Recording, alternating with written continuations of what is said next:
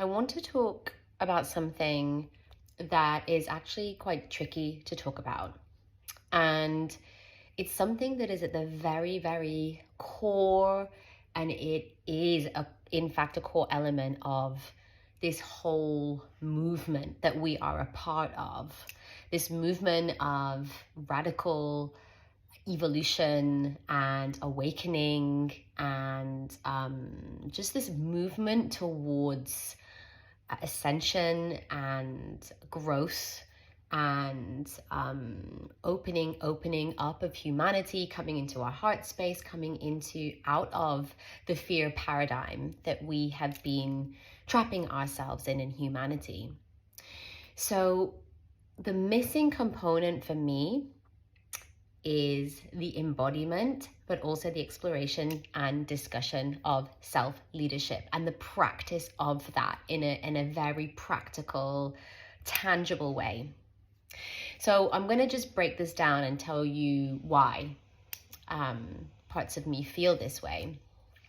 So, my former life, like coming into my therapeutic work, I was a specialist youth and community worker. I worked in advocacy. I set up a women's organization and was working in influencing policy making. I had this whole other life where I got to really experience the grittiness, the realness, the burnout, the just what happens in all of these communities and arenas and sectors and places where people are just trying to work together to support other people, public services, voluntary sector, all that kind of thing.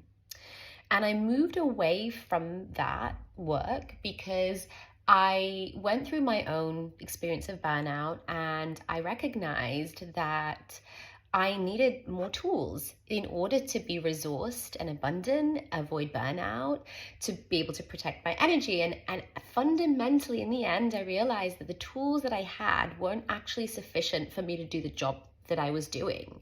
So in order to work with highly vulnerable and traumatized young people who had been through a lot and continuing to do so, and, had very, very tenuous, environmental and accommodation, volatile relationships, maybe they didn't have access to stable employment, all that kind of stuff. There was a lot that the young people that I was working with were dealing with. So I was doing so much more than just, running creative therapeutic youth work programs. It was really, being there to support them in many, many ways. And I realized I just wasn't equipped to do this. And so, of course, I made my natural intuitive movement more into health and well-being, and started training in all these modalities, and started focusing on then being able to support practitioners and support this brand new wave and movement of practitioners who also wanted to learn these basically trauma-informed skills and tools to be able to make their work more, not just engaging and meaningful, but actually to be able to support people in a way that helps them get to their core.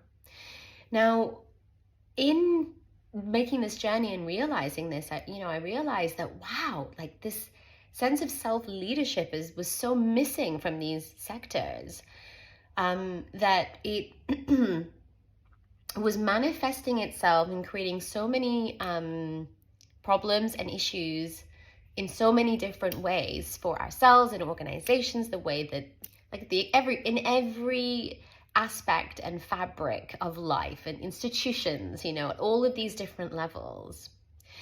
And it gave me a real insight into just how complex the collective mind is, because that working in that environment was very much this mirror to show me, wow, okay, we're all individuals, and we're all in this soup, and we're all in our victim consciousness, and we're all really unaware of our parts and projecting onto each other left, right, and center, blaming one another for the shit we're in and the circumstances we're in. And then we go to community meetings, and it was all very complex and interwoven, and a lot of tension and a lot of darkness and a lot of pressure and a lot of heavy, dense energy in these arenas.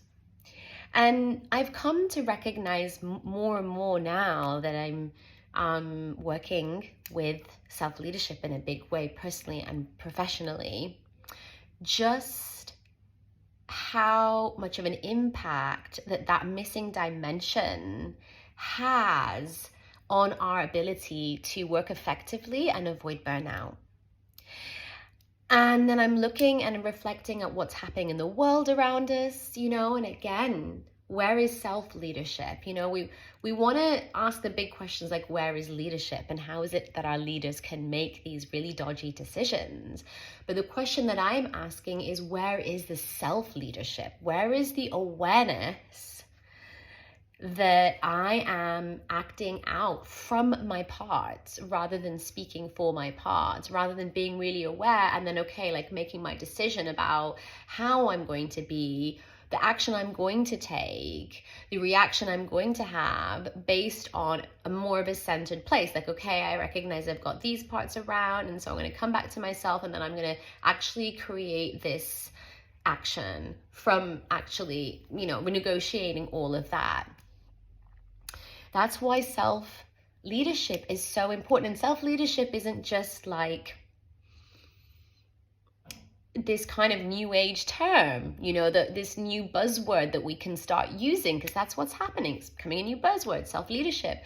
Self-leadership is like this embodied, deeply embodied state of being, which takes practice to, and it takes a willingness, it takes a real willingness from our system, from deep in our system, from those parts of us, to look at other parts of us, to be able to be open and honest and transparent with ourselves and go, I have parts, and some of my parts are really, burdened and acting out and reacting out and being in their victim consciousness in certain ways that are not comfortable to see. It really takes a willingness. So I'm talking about like this deeper journey into our inner world to really recognize what parts we are that make up our whole, and how to come back into leading from self.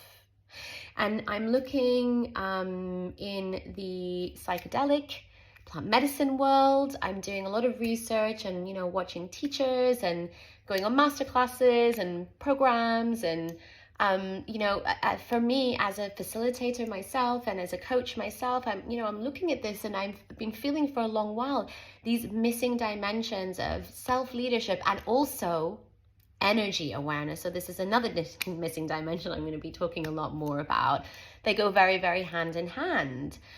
And again, if we are not aware of these parts, we're not aware of our blind spots. We're not aware of how it is that we are coming in and wanting to rescue and fix, and all the other ways that our different parts come in, the ways that we're being affected by our client stories. We're not seeing our blind spots. And when we're doing this deeply vulnerable work with people in these other unseen realms, especially with plant medicine and entheogens, we want to be as sharp as we can in terms of our inner world. And so this is something that's kind of concerning some of my parts that I'm really sitting with at the moment, and I'm looking around and I'm like, the leaders of the world, practitioners taking their clients to really deep places, when they're working with entheogens, like therapists, doctors, like all sorts of people with all this incredible power to influence people, and people being in vulnerable states with them, not having a solid embodied practice of self-leadership. So yeah, this is something I am going to be bringing and speaking more and more and more about, as I have found those parts of me that are afraid of speaking out about this, are afraid of being judged. And I found those parts of me that have been protecting my voice and protecting those parts of me from speaking out. And I've been able to clear that so that I can sit back into myself and allow this to come from a place of authenticity, of self-leadership. So yeah, it's beautiful to share. If you are interested in any of this, let me know. Please leave a comment. It's been wonderful to connect with you.